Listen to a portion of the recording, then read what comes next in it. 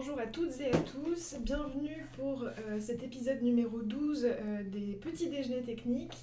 Je suis Morgane Bess, chargée de mission bâtiment durable chez Ecopolis. Donc en quelques mots, Ecopolis c'est une association et c'est le pôle de ressources francilien pour le bâtiment et l'aménagement durable. Donc on a pour mission d'encourager le changement des pratiques des professionnels du secteur du bâtiment et de l'aménagement pour tendre vers un monde plus soutenable. Et donc pour ce faire, on a 4 grandes missions. Donc les deux premières, informer et animer, ça va être toutes les actions d'organisation d'événements, donc comme celui qui nous réunit ce matin, mais aussi toutes les ressources que vous pouvez retrouver sur notre site internet ecopolis.fr, ressources qu'Ecopolis produit, mais aussi que ses partenaires produisent. On a aussi une action de formation, donc sur catalogue, sur les différentes thématiques de l'environnement, mais on produit aussi des formations en intra sur mesure, sur demande. Et des actions d'accompagnement, donc au travers de 3 démarches. Il y a 2 démarches globales qui sont quartier et bâtiments durables franciliens, et puis une démarche plus spécifique qui s'appelle Écrin et qui va être sur le sujet de la qualité de l'air intérieur. Donc pour participer aux actions de l'association, vous avez deux manières de nous suivre et de vous impliquer. La première, c'est de vous inscrire à notre newsletter bimensuelle qui vous permettra d'avoir un petit condensé des actualités d'Ecopolis et du secteur.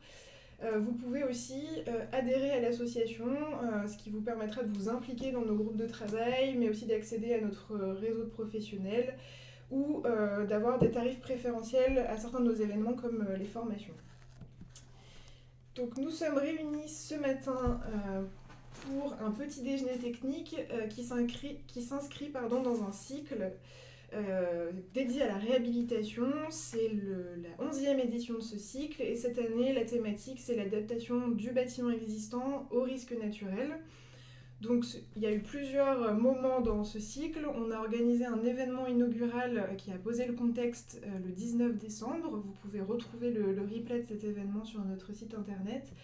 Se sont suivis du coup un cycle de 3 petits déjeuners techniques qui ont permis d'aborder plus spécifiquement chacun des 3 risques qu'on a identifiés comme étant principaux sur le territoire francilien, donc inondation, retrait-gonflement des argiles et chaleur.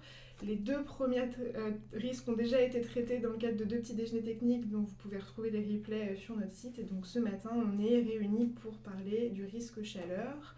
Et donc pour ça, sont à mes côtés 2 intervenants.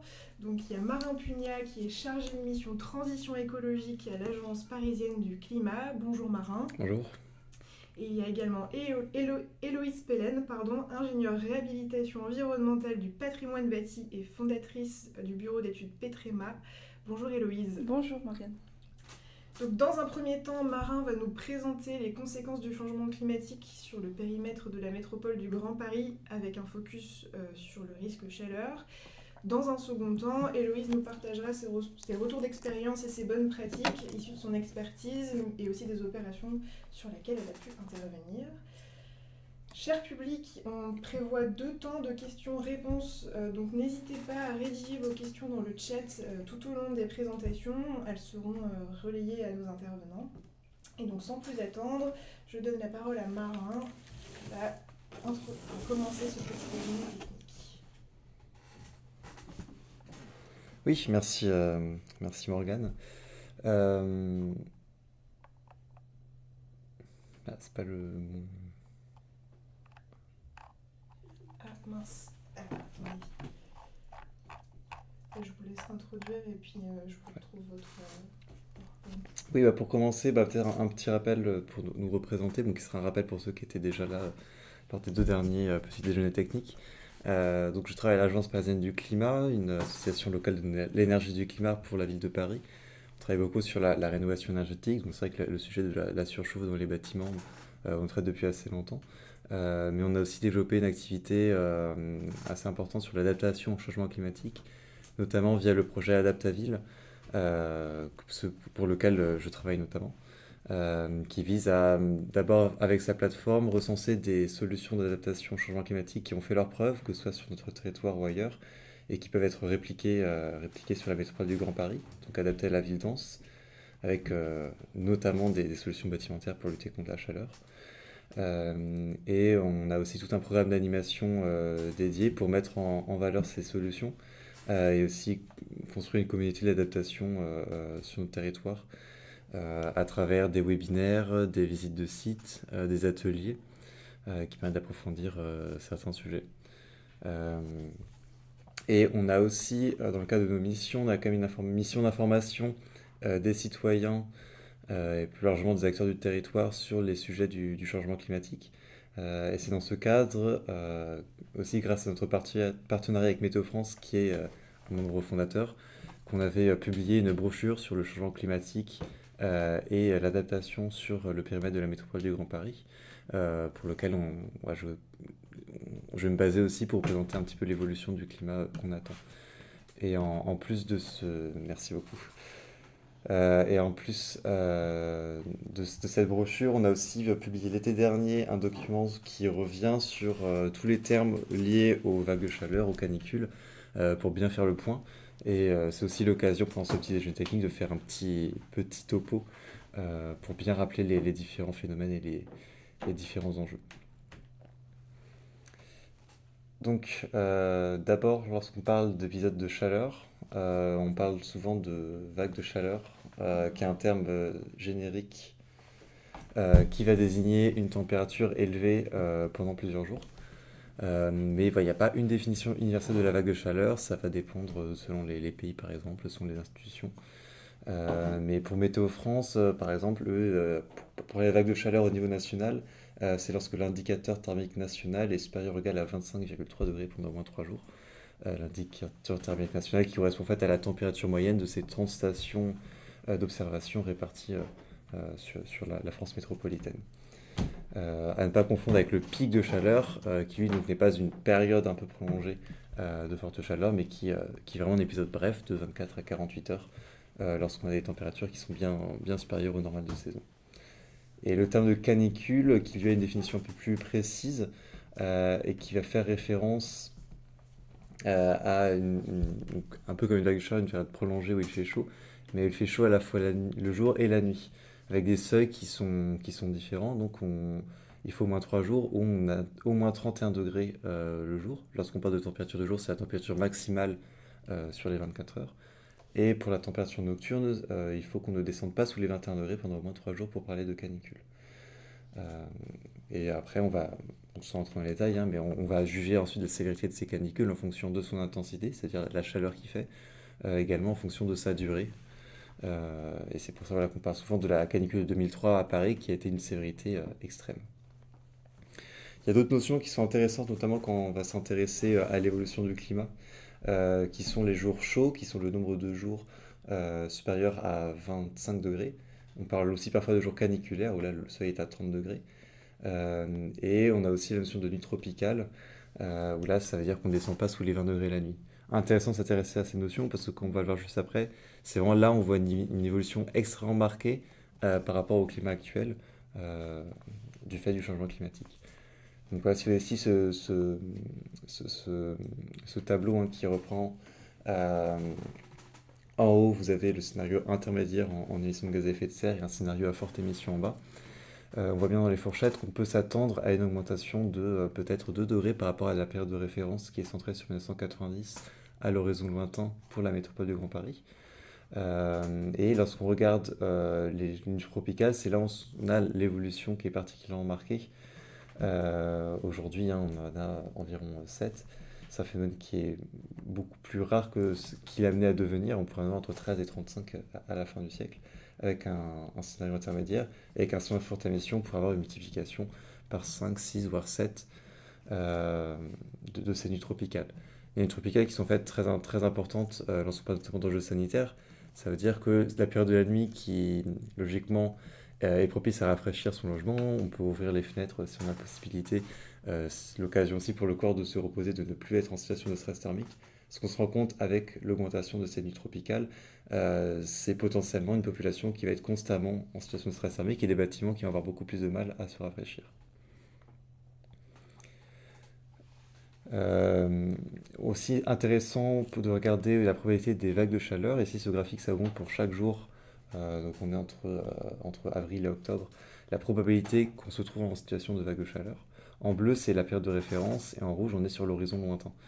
Donc là, il y a deux choses. Alors d'une part, au cœur de l'été, on va avoir une probabilité d'occurrence des vagues de chaleur bien supérieure.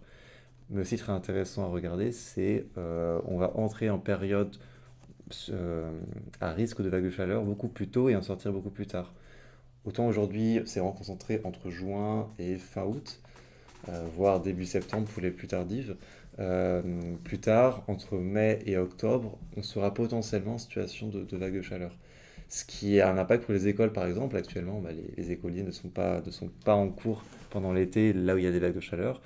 Si vous avez des vagues de chaleur en octobre ou en mai, là, il y a beaucoup plus de personnes aussi d'usage qui sont exposées au risque de chaleur. Sur les effets sanitaires, d'abord sur les effets des vagues de chaleur, concrètement, on a plusieurs indicateurs. On a la température de l'air, hein, le plus simple. On a aussi le confort thermique, je crois qu'on y reviendra d'ailleurs un petit peu plus tard, donc je ne vais pas m'étendre sur le sujet. Mais voilà, différents indicateurs qui permettent de décrire vraiment la chaleur et la sensation de chaleur. Avec le stress thermique qui est la situation où le corps doit fournir un effort pour réguler sa température. C'est cette situation de stress thermique prolongé qui peut avoir un effet sur la santé. Il y a deux effets principaux qui ne touchent pas les mêmes personnes. Vous allez avoir l'hypothermie ou le coup de chaleur, qui peut être lié notamment lorsque vous faites un effort prolongé, qui va toucher aussi les nouveau-nés, les jeunes enfants, euh, avec un corps qui n'arrive plus à maintenir sa température en fait. L'autre étant la déshydratation, c'est celui qui touche particulièrement les personnes âgées, donc celui voilà, qui explique pourquoi on a tant de morts, notamment pour des épisodes prolongés où le corps en fait va finir par s'épuiser et va se manquer d'eau pour s'approvisionner. Donc c'est aussi pour ça que c'est très important d'avoir les bons comportements face aux vagues de chaleur, notamment s'hydrater régulièrement et prendre soin de ses proches, en particulier les personnes âgées. Et pourquoi est-ce qu'à Paris c'est plus un enjeu qu'ailleurs? J'ai parlé des nuits tropicales tout à l'heure. Il y a un effet qu'il fait beaucoup plus chaud la nuit en particulier. Vous connaissez sans doute, hein, vous avez sans doute entendu parler de l'effet d'îlot de chaleur urbain, qui est dû à quatre phénomènes. On a le piégeage radiatif, c'est-à-dire la morphologie urbaine avec une ville qui va être très dense, très minérale, des bâtiments qui vont emmagasiner de la chaleur, et les rayons du soleil qui vont être un petit peu captifs de cette ville et cette chaleur qui derrière va être dégagée pendant la nuit et qui va contribuer au réchauffement de l'air. Vous avez le manque d'évapotranspiration, là aussi il y a de la minéralité, c'est l'absence de végétaux et de sols naturels qui, en milieu naturel, a un effet rafraîchissant naturel qu'on ne trouve pas ou très peu en ville. On a aussi l'obstruction du vent, là encore lié à la morphologie. Euh, Dans les quartiers, vous avez notamment des rues assez étroites. Le vent ne va pas pouvoir évacuer la fraîcheur et vous allez avoir des poches de chaleur qui vont se créer et qui amplifient cet effet d'îlot de chaleur urbain. Et aussi pour finir, les rejets de chaleur anthropiques. La circulation automobile, par exemple, contribue à rejeter de la chaleur. Et aussi, un risque qu'on peut avoir avec le développement de la climatisation, c'est de renforcer encore plus cet effet d'îlot de chaleur urbain, parce que la climatisation peut faire du froid, rejette du chaud dans l'espace public. L'îlot de chaleur à Paris, on a demandé à Météo France de nous faire une simulation sur notre territoire de la métropole du Grand Paris pour donner une idée de à quoi ça ressemble. Là, ici, on a simulé la nuit du 9 août 2020 à 3 heures du matin, là où l'effet d'ici est le plus important. Et on voit bien déjà sur la métropole une grosse différence entre le cœur de la métropole qui est Paris et les zones alentours, notamment les zones qui commencent à être un petit peu boisées, où là on peut avoir sur cette carte une différence de l'ordre de 8 degrés parfois. On a déjà connu plus de 10 degrés entre Paris et une ville comme Melun pendant des nuits caniculaires. Donc lorsqu'on parle d'enjeux sanitaires, une différence de 10 degrés pendant la nuit, le Groenland, c'est une différence assez énorme. C'est aussi pour ça qu'il y a aussi des mesures qui sont mises en place pour essayer de limiter un tant soit peu ce phénomène, même si on sait que dans une ville dense comme Paris, on aura toujours un niveau de chaleur urbain qui sera persistant et avec lequel il faut composer. Pour finir, je voulais quand même rapidement, mais on reviendra un peu plus en détail sur les solutions après, mais vous présenter les résultats d'une étude qu'a publiée l'ADEME il y a moins d'un an, assez récemment, pour faire le point un petit peu sur les différents types de solutions sur le bâtiment spécifiquement qu'on peut mettre en œuvre pour l'adaptation aux fortes chaleurs, ce qui est l'occasion un petit peu de faire un aperçu, et puis on pourra détailler à la suite sur la base du retour d'expérience. Mais voilà, une étude qui permet d'objectiver un petit peu ce qu'on présentait ou connaissait déjà. Euh, mais voilà, avec vraiment ces solutions centrées sur la chaleur. Alors déjà, pour commencer, le rôle de l'îlot de chaleur urbain dont je vous parlais précédemment, cette étude permet aussi de le tester. Où là, ils ont simulé sur un immeuble haussmannien assez typique qu'on a à Paris, étage 6, donc en dernier étage, qui sont en général l'étage aussi le plus exposé aux fortes chaleurs. Euh, L'étude qui a globalement consisté en simulant le degré d'heure d'inconfort. Et là, ce qu'on voit, c'est qu'à gauche, vous avez une haussmanien à Paris et à droite en milieu rural, donc sans cet effet d'îlot de chaleur urbain. On voit bien qu'à isolation égale, pour un immeuble non isolé, on va être quand même 500 degrés heure si on n'est pas en situation sans ICU. Ce que ça montre aussi, c'est que les diagrammes que vous avez après, c'est en fonction de l'épaisseur de l'isolant. Donc ce qu'on voit, c'est que supprimer l'ICU ne suffirait de toute façon pas à éviter l'inconfort et qu'il y a ainsi et surtout un gros travail à faire sur l'isolation des bâtiments pour les adapter aux fortes chaleurs. Donc on voit bien que lorsqu'on parle des fortes chaleurs, ça a beaucoup cette idée de réduire l'îlot de chaleur urbain en ville, mais si on veut protéger les habitants, une des priorités doit aussi être de transformer, d'améliorer l'immeuble ou la maison dans laquelle ils vivent. Donc dans les principaux leviers, donc l'ADEME a d'abord parlé du comportement des occupants. Donc on a l'aération nocturne qui peut être soit manuelle, hein, ouvrir sa fenêtre la nuit. Elle peut être aussi automatisée. On a aussi l'installation d'une VMC qui permet d'aérer aussi plus efficacement quand il fait frais son logement pour faire évacuer la chaleur. Il y a aussi les protections solaires, où là il y a aussi les comportements qui sont très importants parce qu'il faut savoir bien s'en servir. Sur son compte par exemple, c'est si on met des protections qui ne laissent pas du tout passer la lumière, en fait les gens chez eux ne vont pas les fermer pendant la journée lorsqu'il fait plus chaud. Il faut aussi choisir les occupations qui soient bien adaptées notamment à l'orientation de son bâtiment. Voilà, s'il est au sud ou pas, c'est pas la même façon du soleil, donc ce ne sera pas forcément les mêmes types d'occultation, des casquettes par exemple ou autres. Et puis limiter les apports internes avec de la sobriété et de l'efficacité énergétique. On va éviter d'utiliser des équipements qui vont générer beaucoup de chaleur. On va aussi privilégier des équipements le plus petits en lien avec ses besoins. Évidemment, il y a aussi la question de la climatisation qui rentre là-dedans. Là, un graphique assez intéressant qui nous montre, alors c'est un cas un peu extrême, parce que c'est un bâtiment, une maison qui serait isolée avec 30 cm de polystyrène, donc un isolant en plus qui ne laisse pas passer ou très peu l'air. Euh, et on voit bien à gauche, donc sans isolation, avec ouverture des fenêtres en occultation orange, on a une baisse très significative des degrés d'inconfort. Et à droite, on voit que si on l'isole, en maintenant cette ouverture-fermeture de fenêtres, on arrive à gagner encore plus grâce à l'isolation. Par contre, si jamais on a les fenêtres toujours fermées et les volets ouverts qui laissent entrer un apport solaire, en fait, on a une maison qui va se surchauffer parce que la chaleur rentre sans jamais pouvoir s'évacuer. Et là, on a une explosion du degré d'inconfort. Donc, ce qui montre bien qu'au-delà de la transformation du bâti, il y a vraiment la question des usages qui est à prendre en compte. Donc isoler l'enveloppe, hein, c'est évidemment la première solution dont on parle, souvent, que ce soit pour l'hiver ou pour l'été, quand on parle de rénovation. Et là, ce qu'on savait, hein, mais ce que l'étude met aussi en avant, c'est l'importance de l'inertie. Je pense qu'on y reviendra aussi après, donc sans m'étendre trop sur le sujet. Mais voilà, un exemple à voir sur la maison avec différents matériaux et globalement, les plus inertiques ont tendance à être les plus efficaces pour réduire les degrés d'inconfort, surtout lorsqu'ils sont associés à l'isolation par l'extérieur. En fait, si vous avez des isolations par l'extérieur avec un isolant qui se met entre l'ambiance intérieure et le mur qui a de l'inertie, ce rôle de l'inertie qui régule la température intérieure, en fait, est bloqué par l'isolant. Alors que si on met l'isolant à l'extérieur, dans ce cas, on facilite au mur de maintenir une température constante, donc relativement fraîche pendant l'été, et ça permet de s'appuyer vraiment, de profiter pleinement de cet effet d'inertie. Donc à Paris, on a quand même des immeubles anciens qui sont pas très isolants, mais qui ont une inertie assez intéressante parce qu'ils sont faits en pierre. L'isolation par l'extérieur permet vraiment d'exploiter ces qualités bioclimatiques pour les adapter au climat de demain, parce qu'on a plus du mal à faire avec l'isolation par l'intérieur. Il y a aussi, on parle aussi de la végétalisation des toitures, souvent, on peut aussi végétaliser les façades. Aussi la peinture blanche, qui permet au-delà de l'isolation dans l'enveloppe d'améliorer.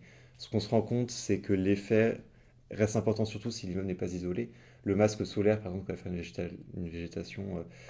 Euh, Lorsque votre immeuble est bien isolé, on ne va pas forcément avoir un effet très, très important, même si ça permet de jouer sur une toiture HLD par exemple, sur les autres enjeux qu'on a rappelés dans d'autres petits déjeuners techniques, notamment la gestion des eaux pluviales. On peut aussi avoir de l'intérêt pour la biodiversité. Euh, Par contre, voilà, ça ne joue pas énormément si l'immeuble est déjà isolé. C'est ce qu'on voit aussi pour la peinture blanche, où là, on a fait un effet qui va être intéressant si vous repeignez en blanc un toit pour les derniers étages, si votre toiture n'est pas très isolée. Donc une solution qui va être temporairement intéressante. Par contre, c'est vrai qu'à long terme, notamment parce que la question des consommations d'énergie d'hiver est aussi très importante pour une ville comme Paris, c'est vrai qu'on recommande si possible d'isoler avant tout. Euh, et ces solutions, la peinture blanche qui reste plus une solution peut-être temporaire.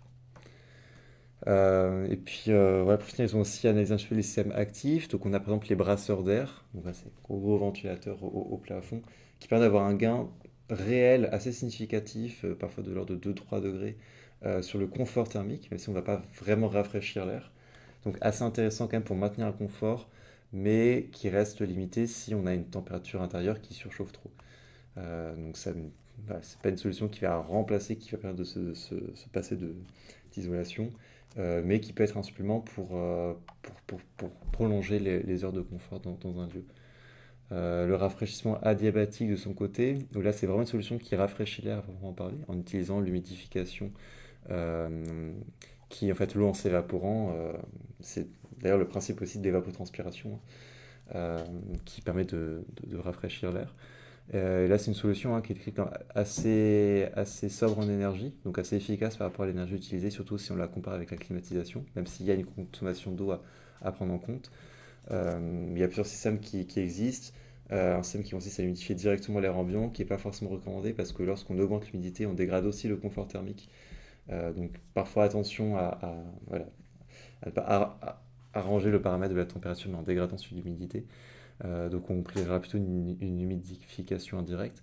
Donc c'est des choses qu'on voit assez peu en rénovation, mais qu'on commence à voir en réhabilitation, et qui est en train de se développer. Donc quelque chose à suivre pour essayer de se passer au maximum de la climatisation, qui reste un peu la solution de facilité.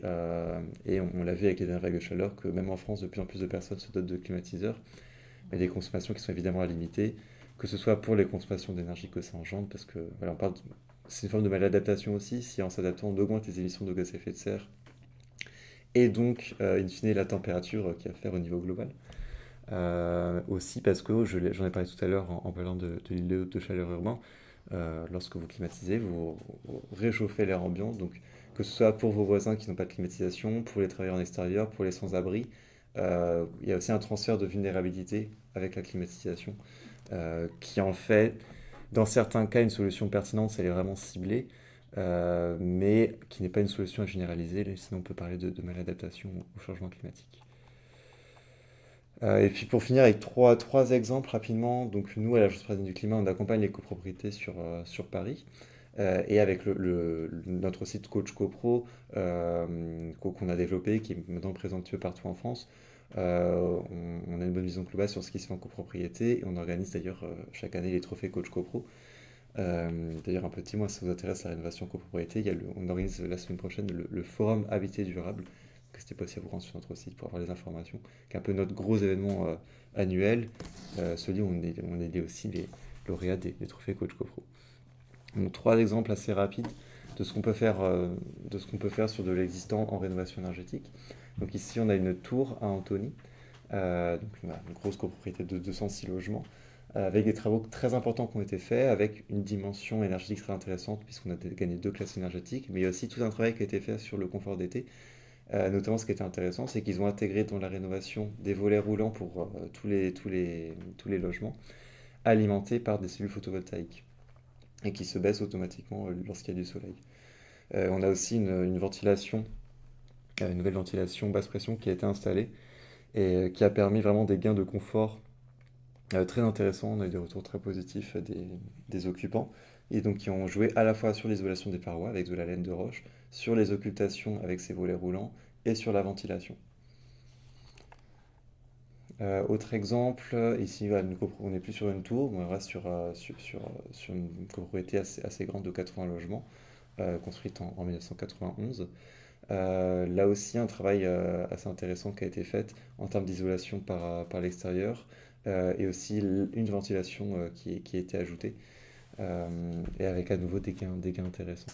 Et puis pour finir, pour montrer qu'on peut aussi isoler l'ancien, parce que c'est vrai qu'à Paris, notamment dans le centre de Paris, euh, on a beaucoup d'immeubles anciens avec des contraintes patrimoniales qui peuvent euh, rendre plus difficile le recours à l'isolation par l'extérieur, pour des raisons aussi techniques, qui est que c'est des bâtiments qui doivent pouvoir respirer. Donc voilà, le polystyrène ne peut pas être appliqué sur de l'ancien. C'est pour ça qu'on se rend parfois sur des bâtiments, sur des isolants biosourcés. C'est l'exemple que vous avez ici en béton de chanvre.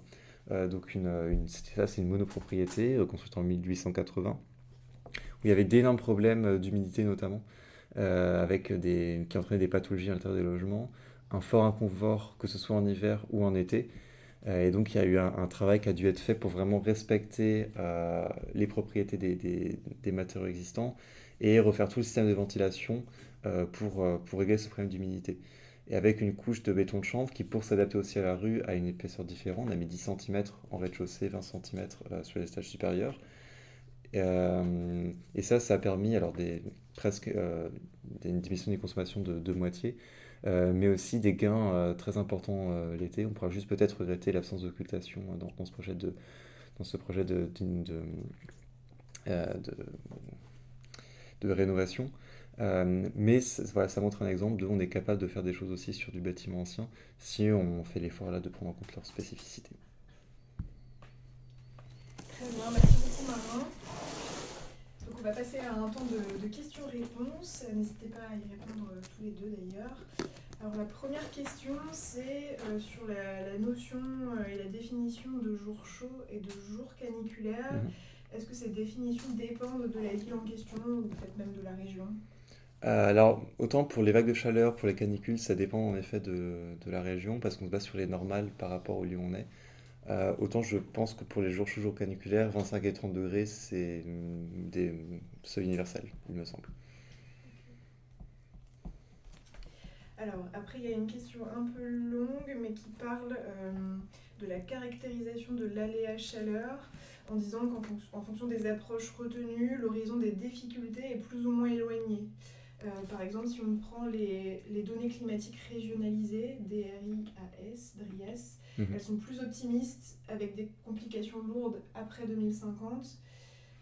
Alors que si on prend des données climatiques qui extrapolent, alors je vais lire la question pour Oui, que ce mais soit plus précis. Ok, je, bah, je l'ai. peut-être que je te laisse Ouais, répondre. enfin pour tout le monde, donc Drias sur lequel s'appuie le jeu de données sur lequel s'appuie Météo France, donc c'est un jeu de données qu'on appelle régionalisé.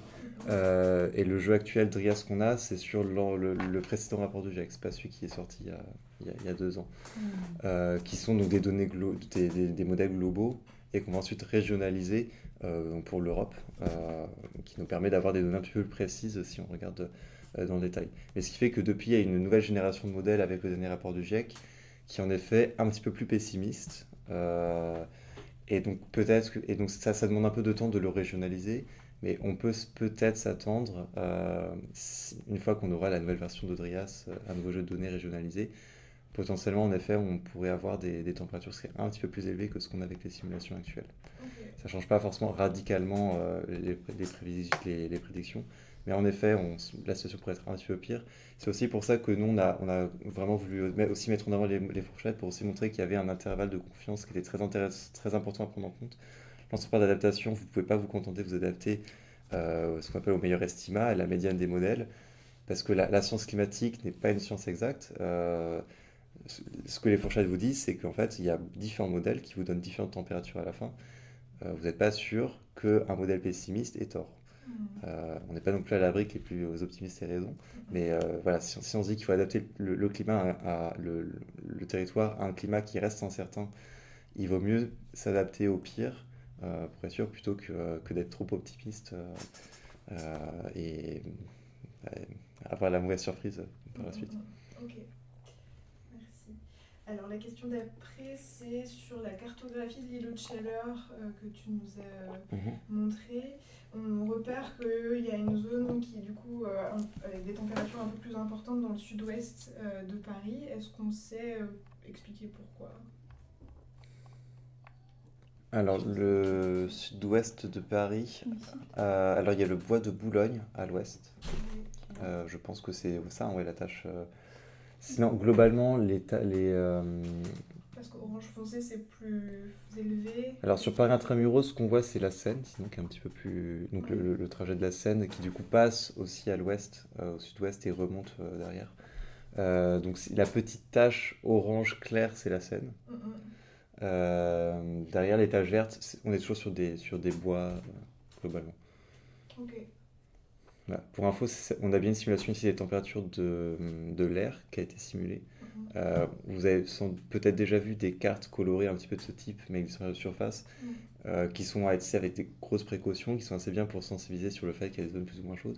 Mais si vous regardez les températures de surface, vous n'avez pas du tout vous n'avez pas cette même répartition. En même temps, Paris Intramuros, ça paraît comme moins chaud, parce que les températures de surface ne permettent pas, par exemple, de prendre en compte le fait qu'il y a une masse d'air qui va se déplacer, que si vous êtes au centre d'une métropole avec des zones chaudes alentour, elle va beaucoup moins se rafraîchir que si vous êtes aux extrémités. Ici, tout simplement, la corrélation est loin d'être parfaite entre température de l'air et température de surface. Méfiez-vous des thermographies aériennes, et ça reste une des meilleures manières de cartographier ce genre de simulation. Ok, très bien. Merci beaucoup Marin. Je vous propose de continuer du coup les présentations et donc je vais donner la parole à Héloïse Pellen pour poursuivre ce petit déjeuner technique. Alors merci. C'est dans le sens.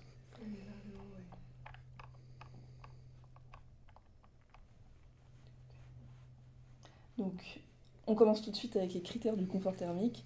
C'est vrai que quand on rénove des bâtiments, là on est vraiment sur la réhabilitation d'un bâtiment existant, comme dans tout projet, mais en particulier dans cela, il me semble important de revenir à ce qui fait vraiment le confort thermique. Donc il y a 5 paramètres qui le caractérisent. D'abord la température ressentie. La température ressentie, souvent on admet, en tout cas à vitesse d'air à peu près nulle, que c'est la moyenne entre la température de l'air et la température de surface. Donc là par exemple dans cette pièce, il y a la température de l'air et la température de tout ce qui m'entoure. La moyenne de ça, c'est la température que je ressens. Autre critère du confort thermique, la vitesse de l'air, vraiment la vitesse de l'air autour de nous. L'humidité relative, c'est un critère aussi. Et il y a d'autres paramètres qu'on maîtrise pas, qui sont l'épaisseur de vêtements qu'on porte, la quantité de vêtements qu'on porte, et puis notre métabolisme. Est-ce qu'on est en train de discuter en mangeant des croissants et en buvant de l'eau, ou est-ce qu'on est en train de courir, de faire une activité physique intense. Étudier le confort estival, ça demande de définir du coup des critères qui vont être calculables. Donc on utilise assez souvent le diagramme de Givoni. C'est un diagramme qui comporte plusieurs données, la température, l'humidité absolue ou relative et la vitesse de l'air. En abscisse, là vous avez la température résultante, donc température ressentie, température opérative. C'est la température dont on parlait avant, qui est la moyenne. Vous avez en ordonnée l'humidité, donc là c'est l'humidité absolue. Vous avez aussi les ISO humidité relative en bleu, et différentes zones de confort qui sont vraiment fonction de la vitesse de l'air.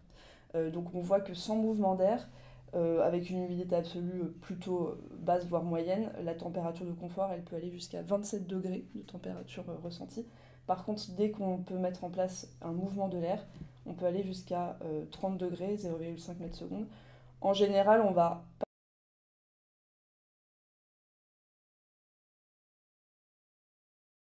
pas créer un mouvement.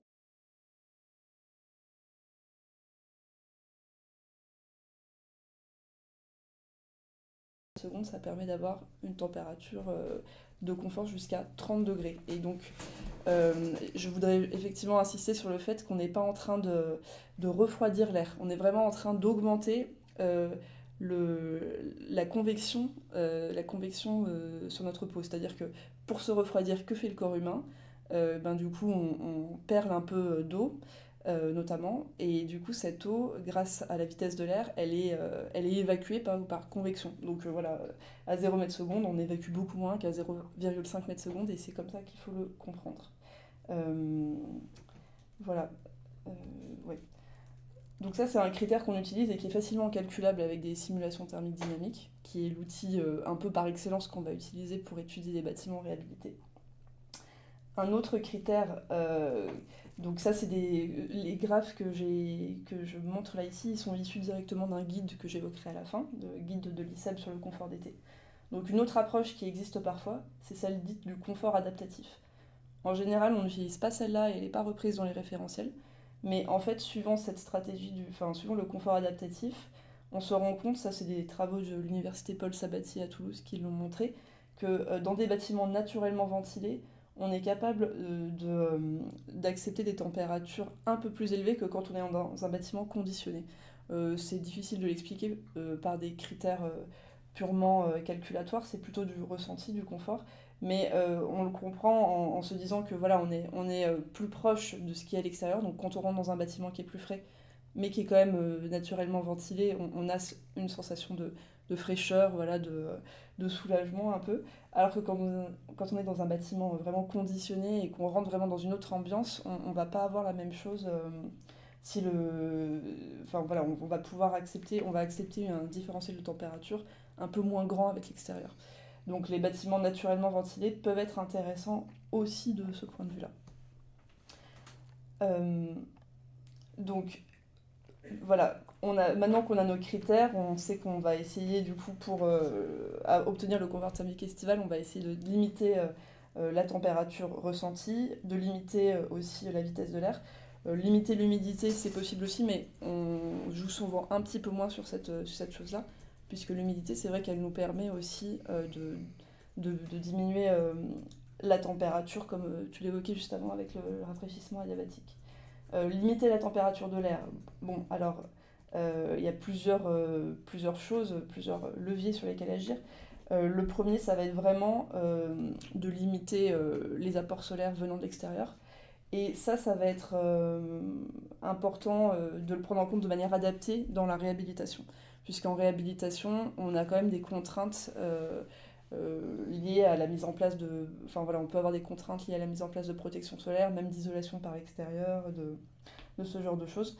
Donc dans un premier temps, évidemment, on va essayer de protéger les surfaces vitrées, de limiter le plus possible l'entrée par là. Je ne vais pas rentrer plus dans le détail. On va essayer aussi de limiter, la chaleur qui rentre par les façades, et en particulier la toiture. Effectivement, dès qu'on isole, on a un facteur solaire, enfin, je vais rentrer peut-être dans la notion de facteur solaire de parois opaques. À La Réunion, depuis plus de 10 ans maintenant, il y a un référentiel qui s'appelle PEREN, qui calcule non seulement le facteur solaire des parois vitrées, mais aussi le facteur solaire des parois opaques. Et ça, c'est fonction de l'albédo, donc effectivement, peinture en blanc, ça fait quelque chose de plus important, mais aussi c'est fonction de l'isolation. À La Réunion, on n'isole pas beaucoup les bâtiments, puisqu'on a déjà des températures dans un spectre qui ne le nécessite pas toute l'année. Mais du coup, l'albédo joue aussi là-dessus. Donc, protéger les façades et en particulier la toiture qui reçoit vraiment le plus de soleil en l'isolant, ça c'est vraiment la chose la plus importante. Et j'ai envie de dire aussi, il faut faire attention à ce que l'air ne stagne pas au-dessus de l'isolation, parce que si on a, par exemple, comme ça peut arriver à Paris, une toiture en zinc, puis tout de suite on a une lame d'air qui ne circule pas très bien, et ensuite l'isolant, là on a un effet vraiment de masse thermique importante, donc très important de bien pouvoir ventiler sous cette toiture. Et voilà, donc vraiment, c'est vrai que les retours d'expérience que j'ai, moi je partage complètement en simulation. Il y a eu un petit peu cette mode de peindre les toits en blanc. Ça fonctionne, c'est quelque chose qui s'est développé un peu pour les zones commerciales, parce que souvent les toits ne sont pas très bien isolés là-haut. Donc du coup, oui, il y a un impact à ce moment-là à peindre en blanc. Mais vraiment, dans les villes, il faut plutôt isoler le toit, parce que pour l'hiver, ça sera important. Donc là, le débat autour d'avoir du zinc blanc ou pas, et à mon avis, il ne se pose pas vraiment, parce qu'il faut surtout isoler et ventiler, ventiler dès que possible entre notre enveloppe chauffée, notre enveloppe isolée et la toiture. Enfin, voilà, ménager une lame d'air pour que ça ne surchauffe pas. Ça, c'est très important. Voilà. Et végétaliser les alentours du bâtiment, désimperméabiliser vraiment pour permettre qu'on ait une évapotranspiration qui puisse se produire, qui puisse aussi ombrager, tout simplement en fait ombrager, parce que c'est vrai que souvent on parle d'évapotranspiration. Les arbres, la fraîcheur qu'ils apportent avant tout, c'est l'ombre qu'ils procurent, et puis effectivement, comme c'était évoqué, ensuite un peu de rafraîchissement. Et c'est vrai que ce matin, je disais juste avant, je suis passée juste à côté dans une ruelle. En fait, ce matin, on n'avait pas de rosée là, à vélo. Vraiment, j'ai traversé la ville, il n'y avait pas du tout de rosée. Et juste une ruelle avec un peu plus de végétation. Là, tout de suite, on sent la fraîcheur qui est vraiment liée à la rosée matinale. Et du coup, ben, ça peut avoir un impact, surtout le matin. La température de laquelle on part le matin aussi dans le bâtiment, elle est essentielle. Et je vais en parler un petit peu après, justement. Ah oui, juste avant ça, je voulais montrer, donc ça c'est des images qui, en ce moment au pavillon d'Arsenal, il y a l'exposition Paris 2050 qui montre un peu, enfin qui a fait travailler différentes personnes sur des imaginaires. Et c'est vrai que, alors malheureusement j'ai plus les noms des 4 jeunes architectes qui ont travaillé et qui ont fait ça. Mais alors c'est une projection de rues de Paris avec des protections solaires rapportées. Et c'est vrai qu'on pourrait imaginer d'avoir des protections solaires, si on ne peut pas mettre de protection solaire extérieure très forte, en tout cas d'avoir des protections solaires. Là, c'est peut-être pas ça exactement qu'il faut faire, mais on a des échafaudages du coup qui permettent de faire des casquettes à chaque étage, et en dessous une espèce de nappe qui permet aussi de protéger la rue. C'est vrai que moi je trouve assez malin l'idée d'avoir potentiellement des protections solaires démontables ou qui pourraient être déployées comme ça. À voir, mais en tout cas, je pense que c'est une manière d'adapter de manière assez low-tech quand même le bâti. Et puis je voulais montrer ça, juste une illustration. Donc ça c'est une paroi opaque avec voilà, c'est une thermographie, hein, donc plus c'est violet, plus c'est froid, plus c'est jaune, blanc, c'est chaud. Donc c'est juste de montrer de manière très simple que vraiment les protections solaires, y compris sur les parois opaques, évidemment on voit que la température elle est moins chaude ici. Là, il s'agit d'un gymnase qui n'est pas du tout bien isolé. Et du coup, vraiment, de l'autre côté, il y a aussi un impact. Du côté intérieur, on a 3 degrés de moins là où on a... Enfin, quand on touche la paroi, on a 3 degrés de moins là où on a cette protection solaire par rapport aux petits interstices qu'on peut voir et par rapport à d'autres façades où on n'a pas mis ces protections solaires. Donc là, voilà, encore une fois, l'important, c'est de bien isoler. Mais du coup, effectivement, la protection solaire, elle a vraiment un rôle. Utiliser la fraîcheur des parois. Alors, un des gros avantages des bâtiments en réhabilitation, c'est qu'il y a de la maçonnerie lourde. On a du béton ou de la pierre. Enfin voilà, on a des bâtiments qui ont été construits avec ces matériaux durs. Peut-être dans le cas du béton un peu trop carboné pour notre réglementation actuelle, mais aujourd'hui, ces matériaux, ils sont là. Donc c'est vraiment super. Donc il faut en tirer parti en fait, et du coup effectivement isoler par l'extérieur, isoler toute l'enveloppe par l'extérieur, ça permet de garder toutes ces parois lourdes et bien fraîches à l'intérieur. Bien fraîches si on arrive à les rafraîchir la nuit. Donc effectivement si on ne rafraîchit pas, au contraire on va piéger la chaleur à l'intérieur. Donc l'inertie c'est important de la maintenir, mais en faisant une ventilation naturelle nocturne. Sinon, c'est complètement l'inverse qui se passe. On a un piège de chaleur à l'intérieur. Et en plus, comme on a bien isolé, ça ne part pas. Donc, bien combiner les deux choses. Et ventilation naturelle nocturne, c'est vraiment quelque chose à réfléchir avec le maître d'ouvrage. Puisque souvent, on va faire un calcul, on va faire un rapport, on va l'expliquer. On va être un peu, on va expliquer peut-être un peu rapidement, puis au cours du projet, le maître d'ouvrage a différentes choses à s'occuper. C'est pas anodin en fait de dire déjà qui va ouvrir les fenêtres le soir. Est-ce que le maître d'ouvrage à un moment va pas avoir peur pour la sécurité de son bâtiment. Enfin, c'est vraiment essentiel de l'évoquer. C'est un sujet qui doit être évoqué presque dès le programme en fait. Enfin, en tout cas, c'est parce que si on n'a pas cette chose-là d'ouvrir, ça va déséquilibrer vraiment le projet. Donc, essentiel de parler de la vie du bâtiment. Ensuite, la ventilation naturelle, elle était souvent initialement présente dans ces bâtiments à réhabiliter. Donc c'est très bien de la préserver, de la maintenir et de la développer, en mettant de la ventilation mécanique hygiénique si besoin à côté, hein, bien sûr.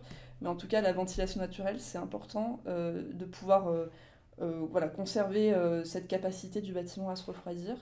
Euh, Souvent, dans les immeubles haussmanniens, on a des petites courettes intérieures, donc ça joue vraiment le rôle de un peu de tour avant, ou en tout cas de grosses gaines de ventilation extérieure. Donc c'est important de maintenir, de développer ça, parce que via la ventilation traversante et via un tirage thermique aussi, on va pouvoir avoir vraiment une chasse thermique des calories la nuit. Donc important de pouvoir maintenir ces dispositifs. Alors, l'apport des matériaux isolants à forte inertie thermique. Souvent, on dit il faut mettre de la fibre de bois parce que c'est super, ça apporte du déphasage. Alors, attention, quand on a des maçonneries qui sont déjà lourdes, l'isolant biosourcé ne va pas ramener beaucoup plus d'inertie que la maçonnerie qui est déjà bien présente. Une maçonnerie, j'ai pas bien les chiffres en tête, mais c'est 20 fois plus d'inertie qu'une bonne fibre de bois bien rigide, même celle à 150 kg par mètre cube. Par contre, oui, mettre en place ces isolants sur des parois qui sont légères, comme les toitures, là oui, bien sûr, allons-y. Je parle de fibre de bois, voilà, ça peut être n'importe quel autre matériau isolant, hein, c'est l'exemple qui m'est venu, mais n'importe quel matériau isolant à forte inertie thermique. Mais voilà, arrêtons quand même de dire j'ai mis de l'isolant biosourcé parce qu'il y a un fort déphasage sur mon mur. Bon bah non, là vraiment ça va pas fonctionner. Et vraiment, je rejoins quand on isole par l'intérieur. Le problème c'est vraiment de se couper de ces parois, hein, de ces parois qui apportent des bonnes frigories. Il y a des matériaux qui permettent peut-être de préserver une certaine capillarité, de préserver un peu d'inertie ou de recréer de l'inertie, comme des fois on l'évoque le béton de chanvre sur les parois anciennes, mais c'est plutôt lié au matériau lui-même, c'est-à-dire que le béton de chanvre, il a en plus une capacité de... En fait, le béton de chanvre, donc, c'est un mélange de chaux avec des particules de chêne-vote. Du fait de ses fibres, ça permet il est capable de stocker un peu l'humidité. Cette humidité va créer une espèce de changement de phase. En tout cas, l'hiver, l'humidité va rentrer un petit peu, et l'été, en sortant, ça va s'évaporer, donc là, ça va capter de la chaleur. Donc, c'est un phénomène aujourd'hui qu'on n'arrive pas très bien à caractériser dans les simulations thermiques. Il y a des travaux, je le sais, qui sont en cours pour permettre de caractériser ça et de le prendre en compte. Aujourd'hui, on ne sait pas très bien le prendre en compte. Donc, vraiment, préserver l'inertie nécessite plutôt d'isoler par l'extérieur. Préserver la fraîcheur du bâtiment, donc la fraîcheur naturelle du bâtiment. Pour ça, je voudrais illustrer avec une petite question, c'est la question de l'isolation du plancher bas. Alors, isoler le plancher bas, quand on a très bien isolé nos murs, nos toits, en fait, souvent, on a quand même ce plancher bas là qui n'est pas très bien isolé. Le plancher bas, il est en contact avec un vide sanitaire ou avec le sol. La température de ces choses-là, c'est la température du sol. Bon, pour calculer la température du sol, souvent, on prend la moyenne de la température sur l'année. Donc, il faut savoir que la température du sol, elle va aussi augmenter avec la température de l'air. Donc, on prend la moyenne de la température sur l'année et on dit qu'il y a une oscillation tout au long de l'année. Bon, aujourd'hui, le plancher bas, il est en moyenne on va dire, dans le scénario actuel, actuellement, il est à Paris autour de 12 degrés, plus ou moins 5 degrés. Donc du coup, c'est quand même, l'hiver, si on n'isole pas, on est en contact avec un sol de 7 degrés. Donc on augmente quand même nos besoins de chauffage. Il y a des cas où on ne peut pas le faire. Moi, j'ai eu un cas où on ne pouvait pas du tout intervenir par en dessous et on ne pouvait pas renforcer non plus la dalle. Et du coup, ça m'a donné l'occasion de tester cette chose-là sur un... Donc là, c'est un brut extrait de rapport de simulation. Donc c'est le pourcentage du temps d'occupation ou la température dans les 4 zones qu'on voit à droite là. Il y a la température extérieure en orange et les 4 zones, c'est des zones thermiques. Et du coup, quand on n'isole pas, quand on n'isole pas le plancher bas, là c'est à gauche, on gagne quand même près de 3 degrés par rapport à un cas où on a isolé. Donc c'est intéressant de se dire que voilà, les zones en contact avec le plancher bas, on le sait déjà, elles procurent de la fraîcheur, mais la question de l'isolation, elle peut se poser puisqu'elle permet de procurer cette fraîcheur. Elle peut se poser dans des zones où on va pas avoir forcément de forts besoins de chauffage. Là, par exemple, c'était des salles de classe. Les enfants, quand ils arrivent, ils dégagent pas mal de chaleur. Par ailleurs, on a une ventilation double flux, donc on n'a pas beaucoup de pertes. Et notre question, elle va être plutôt celle de la fraîcheur. Alors, c'est vrai qu'en été, en ce moment, les enfants vont pas à l'école. Après, on sait que les vacances d'été, elles vont se restreindre. Et par ailleurs, c'est des zones, du coup, ça peut devenir aussi des zones refuges pour l'été. Si l'école décide d'ouvrir par exemple ses salles de classe comme zone refuge. Donc c'est vraiment, moi je pense, important d'exploiter toutes les parties du bâtiment qui sont naturellement fraîches. Par exemple les caves, super endroit les caves pour faire des réunions l'été. Donc voilà, faut un peu les aménager, mais en tout cas c'est intéressant de redécouvrir ces endroits. La mise en place de brasseurs d'air. Là je voudrais un peu parler d'une étude qui a été faite qui s'appelle l'étude Brass, qui est très très intéressante. Je trouve que ça répond vraiment à beaucoup de questions, parce que quand on se dit allez on met un ventilateur de plafond, d'accord, mais où, comment, quelle taille. Et cette étude, elle prend en compte aussi des paramètres sociologiques d'acceptation du brasseur d'air. Elle donne plusieurs résultats. Bon, déjà, c'est bien que le diamètre du brasseur soit le plus grand possible, mais le plus grand possible, c'est acceptable pour la pièce. Il faut le mettre au-dessus de 2,20 m, ça c'est la hauteur minimale, sinon voilà. Et elle se contente pas de dire ça, il y a beaucoup de documents, il y a des préconisations de positionnement et de calpinage, donc vraiment, allez voir cette étude. Très très bien. Donc ça, c'est un extrait de cette étude aussi, qui donne un peu les vitesses d'air qu'on peut atteindre, suivant... donc, à gauche, c'est le ventilateur tourne à 80 tours minute, à droite à 150 tours minute. Et puis en jaune, la barre jaune, c'est le rayon du brasseur. Et du coup, vous avez la vitesse d'air atteinte suivant si vous êtes juste en dessous du brasseur ou si vous vous décalez un petit peu. Ça, c'est sur l'abscisse. Et donc, on voit qu'avec un ventilateur qui tourne à 150 tours par minute, on arrive, donc si on est par exemple et puis les différents, il y a plein de données là, c'est beaucoup quand même. Les différents traits, ça correspond à la hauteur à laquelle on se situe par rapport au sol. Donc en jaune par exemple, là c'est 100 cm, donc disons que quand on travaille, on est à peu près entre 100 et, suivant notre taille, donc voilà, 120 cm. Donc du coup on se rend compte qu'en étant sous le brasseur, on arrive à plus d'1 mètre par seconde, mais par contre quand on s'éloigne, on est plutôt autour de 0,4 mètres par seconde. Donc il faut faire attention à ça, parce que voilà, le 1 mètre par seconde, il n'est pas du tout atteint partout.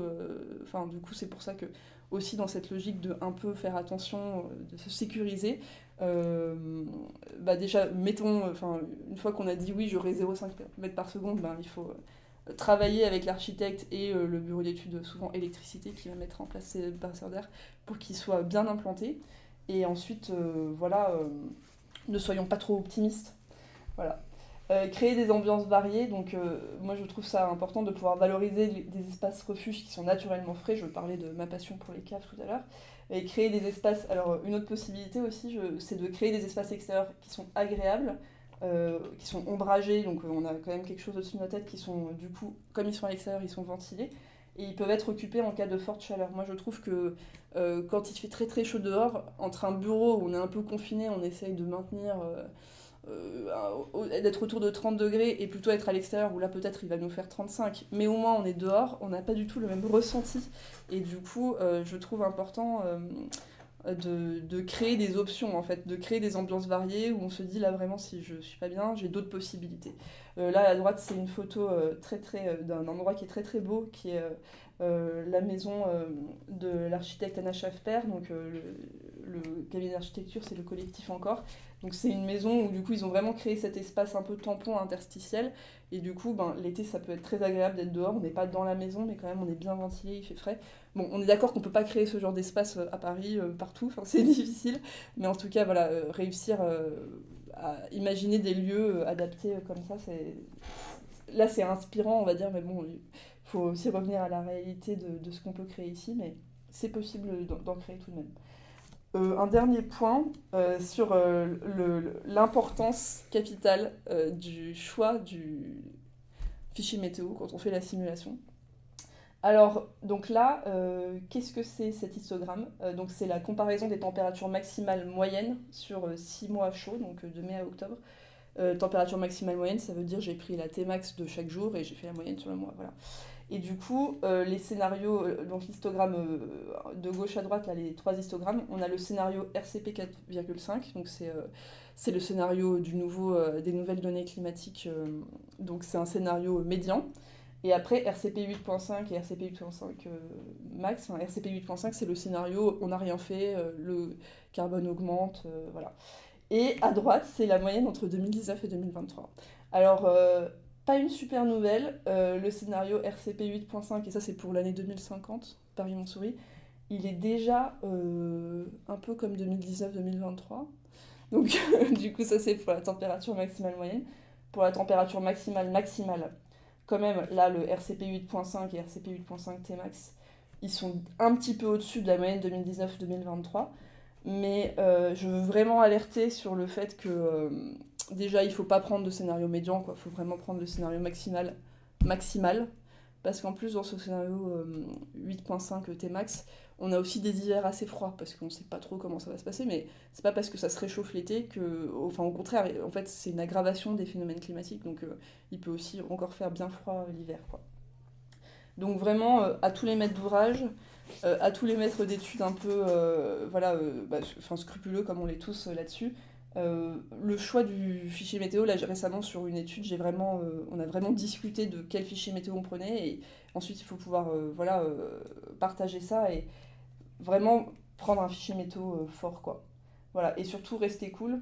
Donc à gauche, c'est une BD qui a été dessinée par Emmanuel Pat et le texte est de Alain Bornarel sur la base du guide de confort d'été passif de l'ICEB. Et au milieu, je vous ai mis aussi le guide ventilation naturelle et mécanique. Donc à gauche, cette bande dessinée, elle est téléchargeable sur le site et elle est vraiment, l'idée c'est de vulgariser, de donner des billes sur un peu tout ça. C'est lisible par des professionnels comme par des particuliers.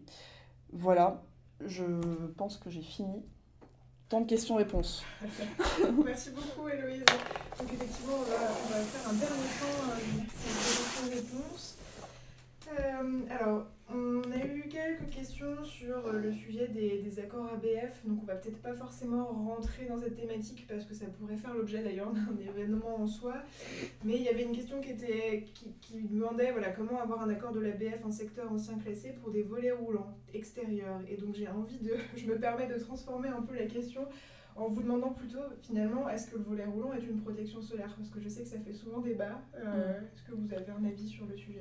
Moi, mon avis, c'est un peu comme disait Marin, un volet roulant qui fait que, on va rien voir du tout, c'est peu probable qu'il soit vraiment utilisé. Donc, il y a des protections solaires qui sont micro-perforées ou qui permettent... ou même classiquement le volet persienne qui a ces petites failles là, mais qui permettent de faire entrer un peu la lumière tout en se protégeant du soleil direct.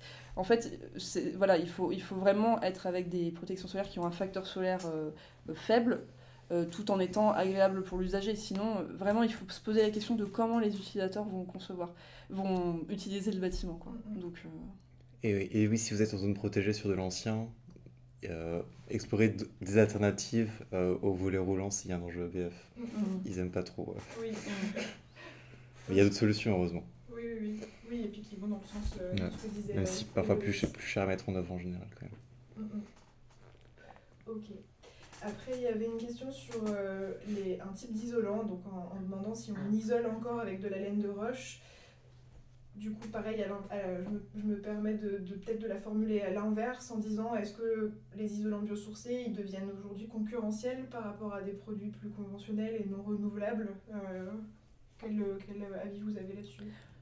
Oui, enfin les isolants biosourcés, au niveau donc ils sont toujours un petit peu plus chers au niveau de l'achat, mais par contre, vraiment au niveau de la pose, ça peut être tout à fait la même chose. Donc aujourd'hui, c'est vraiment concurrentiel et intéressant de passer par là. Et je pense qu'aujourd'hui, on a tendance à caractériser les isolants suivant seulement la conductivité thermique, le lambda. La réglementation thermique, c'est ça qu'elle rentre uniquement. Moi je sais, j'ai pas de travaux en cours et j'ai pas de solution là tout de suite là-dessus, mais je pense qu'il est vraiment important de faire rentrer maintenant d'autres critères que juste cette chose-là, parce que on a une manière de regarder un peu mono-onde là. Et du coup, il faut penser aussi, il y a le coût quand on achète, mais il y a aussi quel confort ça va procurer, donc c'est vraiment quelque chose de global à regarder. Oui, on a souvent parlé pour le bâtiment ancien, il peut y avoir des propriétés intéressantes qui en effet sont pas, dans un DPE, sont pas affichées. Après, ce qu'on peut dire aussi, c'est que le coût du matériau n'est pas ce qui va faire exploser le coût de la rénovation globale. Oui. Il y a quand même beaucoup d'autres postes, et ça, si on a une mise en œuvre qui est beaucoup plus complexe, c'est plus ça qui peut faire exploser. Donc, on peut pas, faut pas juste regarder les coûts des dons en se disant c'est prohibitif parce que c'est 10% plus cher. Ça ne veut pas dire que le coût global de la rénovation sera 10% plus cher. Ok. Alors après, Héloïse, tu as parlé de simulation thermique dynamique. On a des questions qui sont un peu précises sur ces sujets-là.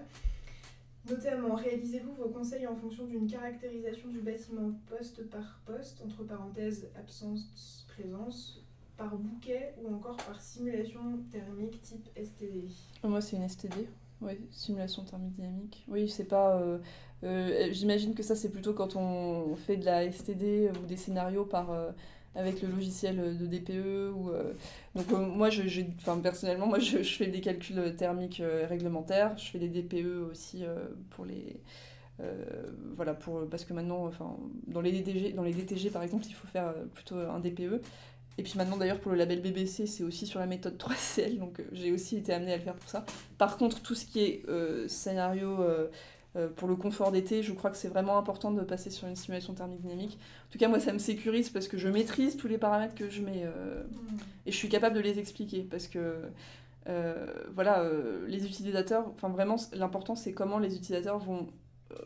on a toutes les hypothèses très techniques, mais après il y a comment les utilisateurs vont utiliser le bâtiment. Et autant on maîtrise dans les CCTP mais on n'a pas de CCTP utilisateur. Je rigole.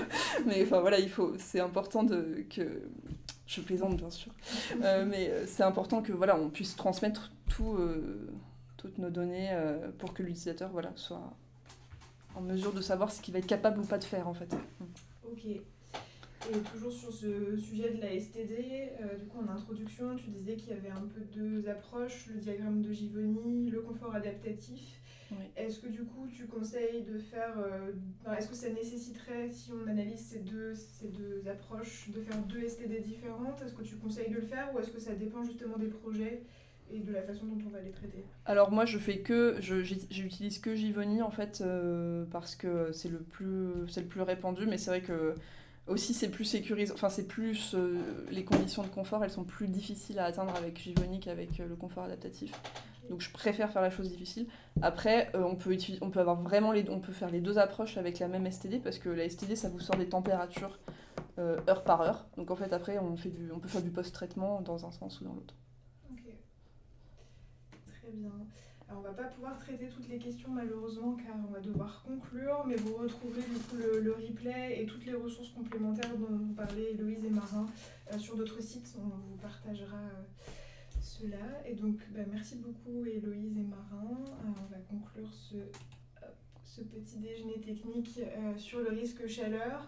Donc comme on vous le disait en introduction, cet événement en fait il fait partie d'un cycle. Vous pouvez retrouver sur notre site tous les replays. Celui sur la chaleur le sera semaine prochaine.